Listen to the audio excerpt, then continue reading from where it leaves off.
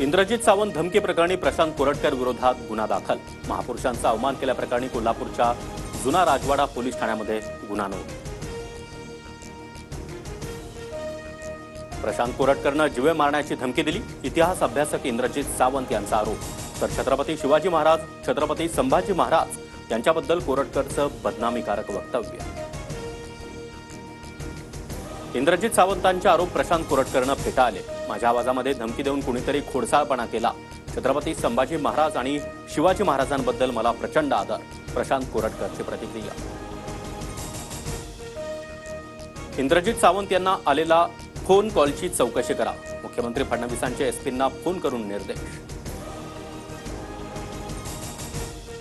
नागपुरातील प्रशांत कोरटकरच्या घराबाहेर पोलीस बंदोबस्त तैनात। धमक्यांचे फोन आल्याच्या कोरटकरच्या दाव्यानंतर पोलीस बंदोबस्त तैनात। काल भाजप नेते बावनकुळेंच्या निवासस्थानी जयंत पाटील आणि बावनकुळेंची भेट। सांगली जिल्ह्यामधील महसूल विभागाच्या कामासंबंधी 25 मिनिटांची भेट। स्वतः जयंत पाटलांची माहिती। भेटेवेळी मंत्री राधाकृष्ण विखे पाटील देखील उपस्थित। सर्व 16 फिक्सर ओएसडींना रोखल्याबद्दल संजय राऊतांकडून मुख्यमंत्री फडणवीसांचं अभिनंदन।